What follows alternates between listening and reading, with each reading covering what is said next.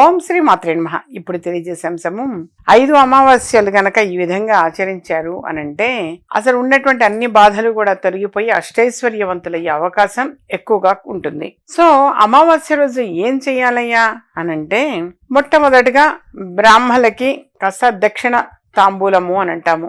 వాళ్ళకి దక్షిణ తాంబూలము అనేటువంటిది సమర్పించటం చాలా చాలా చాలా మంచిది. యథార్థంగా తెలియజేస్తున్నా, వాళ్ళకి దక్షిణ తాంబూలం సమర్పించటము ఎప్పుడైనా సరే గుర్తుపెట్టుకున్నానా. అమావాస్య రోజున సహజంగా అమ్మో ఇవాళ అమావాస్య అనుకుంటారు, కానీ చాలా మంచి రోజు, అది లక్ష్మీప్రదం. అమావాస్య రోజు లక్ష్మీప్రదం నాన్న. ఆ రోజు లక్ష్మీ అమ్మవారిని ఆరాధించటం వలన ధనానికి లోటు అనేది ఉండదు. బ్రాహ్మణులకైతే గనక చక్కగా తమలపాకు, అందులో ఒక్క దక్షిణ కొంచెం పెట్టడం, 2 పళ్ళు పెట్టడం, తాంబూలము అని అంటాం, బ్రాహ్మణులకి ఇవ్వడం అత్యద్భుతం. వాళ్ళ ఆశీర్వాదం అనేది ఇంపార్టెంట్. బ్రాహ్మలు ఆశీర్వదిస్తే నీకు బ్రహ్మదేవుడు ఆశీర్వదించినట్టు. సో వెనకటిలో అంత చక్కగా గౌరవించేవాళ్ళు. అందుకనే వాళ్ళు ఎవరికి కూడా అప్పట్లో కష్టము అనేటువంటిది లేదు. ఎప్పుడూ కూడా కష్టం అంటే ఏంటో కూడా వెనకటి రోజుల్లో ఎవరికి తెలిసేది కాదు. ఉన్నంతలో తృప్తిగా హ్యాపీగా ఉండేవాళ్ళు, మానసికంగా ప్రశాంతంగా ఉండేవాళ్ళు. అప్పు అంటే ఏంటో తెలియదు. వెనకట్లో అప్పులు చేసేవాళ్ళు కాదు, వాళ్ళే తిని 10 మందికి పెట్టేవాళ్ళు. యథార్థంగా వాడు తిని 10 మందికి పెట్టే పొజిషన్ లో వాళ్ళు ఉండేవాళ్ళు నాన్న. సరే, ఏది ఏమైనా ఆ విధంగా బ్రాహ్మణులకి చక్కగా దక్షిణ తాంబూలాలు ఇవ్వటం అనేటువంటిది అత్యద్భుతం, మంచి పద్ధతి. అలాగే కొంతమంది పేదలు, ఎక్కువ మంది కాదు, ఒక 2-3కైనా సరే పేదవాళ్ళని ఉంటారు. ఆ పేదవాళ్ళకి కాస్త వస్త్రదానము, అన్నదానము అనేటువంటిది చేయటం ఉత్తమోత్తమం. ఎక్కువ మందికి పోయి చేయమని కూడా కాదు, మీ శక్తి కొద్దు 2-3కన్నా చేయండి. అందుకే ఎక్కువగా తెలియచేస్తుంటా, పులిహోర చేయండి, పులిహోరని పంచండి అని చెప్తాను. ఇప్పుడు 2 కిలోల బియ్యంతో పులిహోర చేశారు, చాలా క్వాంటిటీ అవుతుంది. చక్కగా దాన్ని పేపర్ ప్లేట్లలో పెట్టి అందరికీ పెట్టండి. వాళ్ళ కడుపు నిండుతుంది. ఆ సమయానికి కడుపు నిండి వాళ్ళు ఆశీర్వదిస్తారు, మిమ్మల్ని మనస్ఫూర్తిగా ఆశీర్వదిస్తారు, అవి ఫలిస్తాయి. సో పులిహోర పంచడం అంటే విశేషం. అది పెట్టిన వాళ్ళకి మంచిది, ఆ పులిహోర ప్రసాదం తిన్న వాళ్ళకి మంచిది. వాళ్ళకి యథార్థంగా భగవంతుడి అనుగ్రహము అనేటువంటిది కలుగుతుంది నాన్న. సో అందరికీ కూడా, వీళ్ళు వాళ్ళని కాదు, అందరికీ కూడా అంటే పెట్టిన వాడికి పుణ్య ఫలితం, ఆ ప్రసాదం అడిగి తీసుకోమని చెప్తుంది శాస్త్రం. అడిగి తీసుకున్నటువంటి వాళ్ళకి కూడా అంత పుణ్య ఫలితము అనేటువంటిది కలుగుతుంది. అన్ని బాధలు కూడా తొలగిపోతాయి, యథార్థంగా తొలగిపోయి అష్టైశ్వర్యవంతులయ్యే అవకాశం ఎక్కువగా ఉంటుంది. మన ఇంట్లో కూడా మనం ధూపం వేయటము, సాంబ్రాణి ధూపం వేయటము, ఇలాంటివన్నీ కూడా చేస్తుండాలి. దీనివల్ల కూడా పాజిటివ్ ఎనర్జీ తీసుకుంటారు.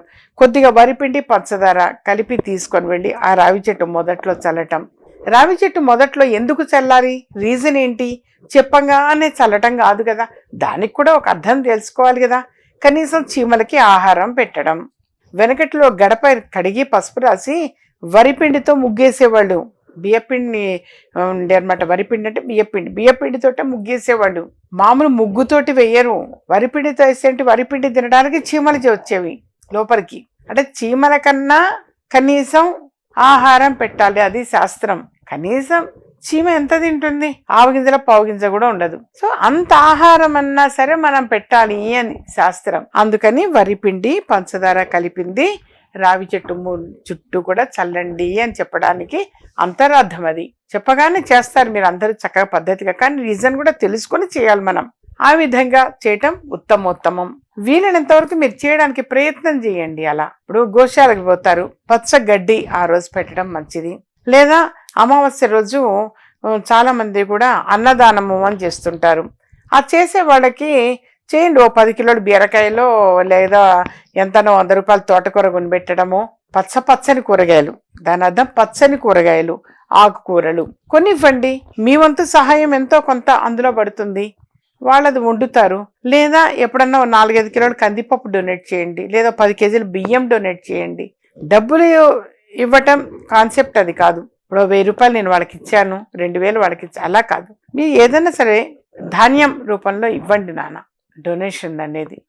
లేదా గోధుమ పిండితోటి చపాతీలు చేసి శక్తి కొద్దీ మీరు పంచిపెట్టండి. కొంత రవ్వ కేసరి అని చెప్పి చేయండి. రవ్వ కేసరి తెలుసు కదా, ఆ రవ్వ కేసరి అనేది చేసి దాంట్లో కొంచెం ఎరుపు రంగు వేసి రవ్వ కేసరి చేసి ఈ గోధుమ పిండితోటి రొట్టెలు మీ ఇంట్లో కుటుంబ సభ్యులే ఉండండి, ఆ రొట్టెలు చేయండి. చేసి అది ఇట్లా పేపర్ ప్లేట్లో పెట్టి కొంతమంది పంచిపెట్టండి, దానిపైన కాస్త రవ్వ కేసరి పెట్టి. మంచి ఫలితం నాన్న. దానివల్ల ఇంకొకటి ఏంటంటే చక్కని ఆరోగ్యం పొందుతారు. గోధుమ పిండితోటి చేసినటువంటి పూరీలు కానీ చపాతీలు కానీ పెట్టడం వలన సంపూర్ణ ఆరోగ్యవంతులు అవుతారు. ప్రధానంగా భగవంతుడు మనకి ఆరోగ్యాన్ని ఇవ్వాలి, తర్వాతే అష్టైశ్వర్యాలు. మరి అష్టైశ్వర్యాలు అనుభవించడానికి కూడా ఒక యోగం ఉండాలి కదా. అందుకని మంచి ఆరోగ్యం మనకి ఇంపార్టెంట్. మంచి ఆరోగ్యం పొందాలి అని అంటే మీరు ఎప్పుడైనా పేదవాళ్ళకి ఒక గొడుగు కొనిపెట్టండి. ఇప్పుడు ఎండాకాలం వచ్చేది, చెప్పులు లేని వాళ్ళకి చెప్పులు కొనిపెట్టండి, గొడుగు కొనిపెట్టండి. ఇలాంటివి చిన్న చిన్నవి నాన్న. వస్త్రాలు లేనివాడికి వస్త్రం కొనిపెట్టండి. ఇవి చేస్తే చాలు, పుణ్య ఫలితం అనేటువంటిది వస్తుంది. అంటే మీ శక్తి కొద్దీ మీరు చేయడం, శక్తి కొద్దీ చేయాలి. ఆ విధంగా చేస్తూ ఉంటే మాత్రం డెఫినెట్గా నాన్న అన్ని బాధలు కూడా తొలగిపోయి అష్టైశ్వర్యవంతులయ్యే అవకాశం ఎక్కువ ఉంటుంది. దీనితో పాటుగా నేను ఎప్పుడు కూడా కాంబో ప్యాక్ ఆఫర్ అని చెప్పేసి తెలియజేస్తూ ఉంటాను. శ్రీచక్రము, శక్తి కంకణము, సర్వసిద్ధిమాల, ధన ఆకర్షణ శిల, మత్స్య యంత్రము, ఈ 5 కూడా కలిపి ఒక కాంబో ప్యాక్ ఆఫర్ అని చెప్పేసి తెలియచేయటం జరుగుతుంది. అది కలెక్ట్ చేసుకోండి, మీకు మేలు జరుగుతుంది దానివల్ల.